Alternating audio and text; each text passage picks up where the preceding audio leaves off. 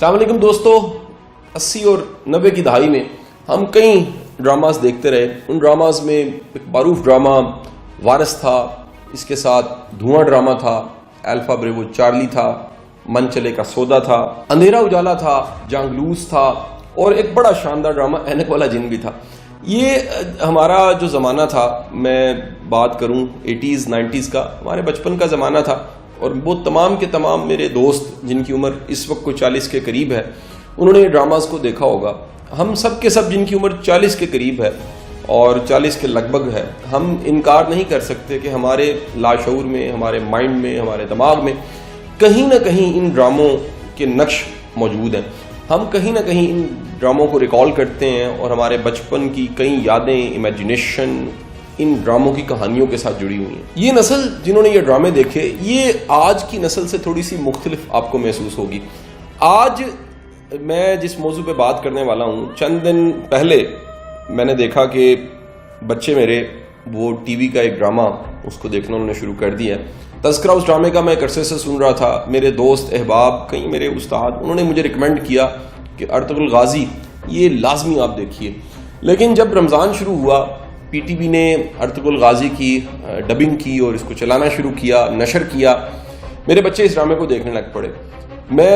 میرا خیال ہے اگر وہ ایک سمجھانے کے لیے کہوں تو ایک غلطی میں نے کی کہ ایک دن ان کے ساتھ بیٹھ کے ایک قسط دیکھ لی. بس اس غلطی کے بعد کیا ہوا کہ میں نے پھر روز ارطغرل غازی کو دیکھنا شروع کر دیا. ہم کئی دفعہ ریپیٹ اس کو دیکھ لیتے ہیں اور یوٹیوب پہ جا کے بھی دیکھتے ہیں. میرے کئی دوست اس سے پہلے نیٹ فلکس پہ اس کو دیکھتے رہتے تھے. یہ سب کی سب داستان آپ کو سنانے کا مقصد کیا ہے کہ کچھ ایسا ضرور اس ڈرامے میں ہے کہ اسے دیکھنے کے بعد آپ اس سے بچ نہیں سکتے.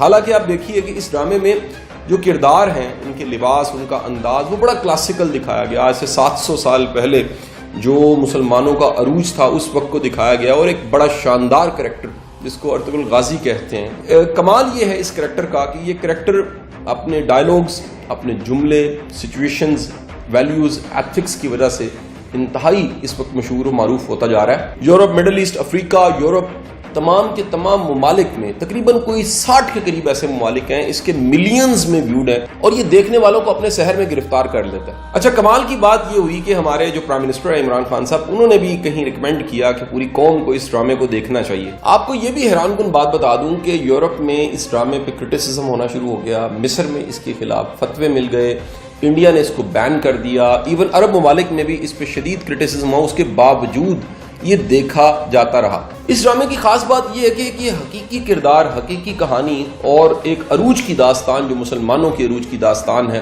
اس کو کہیں یہ رقم کرتا ہے. ہماری نئی نسل جو بیٹ مین، اسپائڈر مین، ایکس مین، سپر مین، اس طرح کے کریکٹر جو فرضی کردار ہیں، ان سے بڑی متاثر ہو چکی تھی. وہاں پر ایک اصل کردار ارطغرل غازی، اس کو دیکھنے کا سب کو موقع ملا. مجھے اس ڈرامے کی سب سے خاص بات یہ لگی کہ مرد داڑھی میں، عورت مکمل لباس میں کتنی جاذبے نظر لگتی. نوجوان نسل جب بھی کسی کو فالو کرنا شروع کرتی ہے تو وہ اس کی تصویروں کو اپنی ڈی پیوں پہ لگانا شروع کر دیتی ہے. ارطغرل غازی کی تصویروں کو نوجوان نسل نے اپنی ڈی پیوں پہ لگانا شروع کر دیا.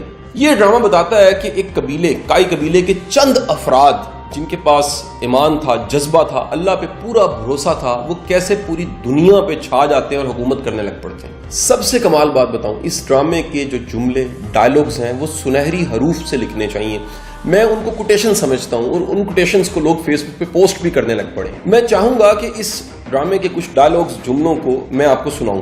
اگر تم نے اپنے دشمن کو اپنا وطن ہی نہیں بلکہ ایک پتھر کا ٹکڑا بھی رکھنے دیا تو مصائب ہم پر آ پڑیں گے. جس کا کوئی خواب نہیں، اس کا کوئی مستقبل نہیں. ہمارے دشمن کی طاقت ہماری بہادری کی علامت ہے. اگر ہم گر جاتے ہیں تو پوری اسلامی دنیا گر جاتی ہے.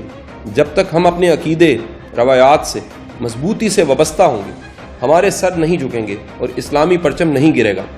جب تک ہم اللہ کے رستے پہ چلیں گے، کوئی بھی ہمیں گھٹنوں کے بل نہیں گرا سکتا. اگر آپ کا دل خالص اور پاکیزہ ہے تو دنیا کی کوئی شیطانی قوت آپ کا محاصرہ نہیں کر سکتی. ذوالفقار سے اچھی نہ کوئی تلوار ہے اور نہ علی سے بڑا کوئی بہادر زمین پر. اصل ہیرو وہ ہوتا ہے جو نیچے گرتے ہی اٹھتا ہے. 2 طاقتیں ہیں، ایک تلوار، دوسری عقل. ابھی تک کوئی ایسی تلوار ایجاد نہیں ہوئی جو عقل کو ہرا سکے. مجھے موت کا ڈر نہیں، لیکن وہ آخری سانس میرے لیے حرام ہوگی جس سے پہلے میں ہتھیار ڈال دوں. ہمارے اسلاف کی داستانیں بچوں کو سنانے کے لیے نہیں بلکہ مردوں کو جگانے کے لیے سنائی جاتی ہیں۔ جہاں انسان جاتا ہے وہاں اس کا رزق پہلے سے پہنچ چکا ہوتا ہے۔ ہمیں خیانت اور دھوکہ بازی سے کامیابی حاصل کرنے کی بجائے موت کو ترجیح دینی چاہیے۔ حق کی راہ پر چلنے والوں کو میرا رب کبھی تنہا نہیں چھوڑتا۔ جد و جہد ہماری ہے مگر فتح اللہ کی۔ ہم یا تو غازی بنیں گے یا شہید، مگر ہماری تلواروں کی جھنکاریں ہزاروں سالوں تک سنائی دیں گی۔ مایوسی ہمارے لیے حرام ہے، ہمیں اللہ کی رحمت سے مایوس نہ ہونے کا حکم دیا گیا۔ اگر ہم نے آج ڈر کے مارے بزدلی کی چوڑیاں پہن لی تو ہماری نسلیں ظالموں سے کانپیں گی۔ تمام جہان بھی اگر ظالم ہو جائے تب بھی ہم ظلم سے ڈرنے والے نہیں۔ اس گھوڑے پہ کبھی سوار ہونے کی کوشش نہ کرو جس پہ قابو نہ پا سکو۔ تلوار اسی کے ہاتھ میں سجتی ہے جسے چلانی آتی ہو۔ میں غدار کو معاف نہیں کروں گا چاہے وہ میرا بھائی ہو۔ میں مظلوموں کی حفاظت کروں گا چاہے وہ میرے دشمن ہی ہوں۔ ہمارے دلوں میں کیا ہے ہم اپنے الفاظ اور اپنی موت سے اس کو ظاہر کریں گے۔ حق کے راستے میں اگر ساری کائنات بھی تمہارے خلاف ہو تو بھی یہ یقین رکھو کہ اللہ تمہارے ساتھ ہے۔ سب سے کمال کی بات مجھے اس ڈرامے کی یہ لگی کہ جب بھی اس ڈرامے میں یہ سین آتا ہے کہ کوئی کریکٹر سرکار دو عالم صلی اللہ علیہ وآلہ وسلم کا نام نامی لیتا ہے تو باقی سب جو قبیلے کے لوگ ہوتے ہیں، افراد ہیں، وہ اپنے سینوں پہ ہاتھ رکھ کے سر کو جھکا کے ادب کا اظہار کرتے ہیں۔ اس ڈرامے میں اطاعت الہی، محبت رسول، اسلامی تفاخر، ملی غیرت، دینی حمیت، فلاح انسانی، یہ کوٹ کوٹ کے بھری ہوئی۔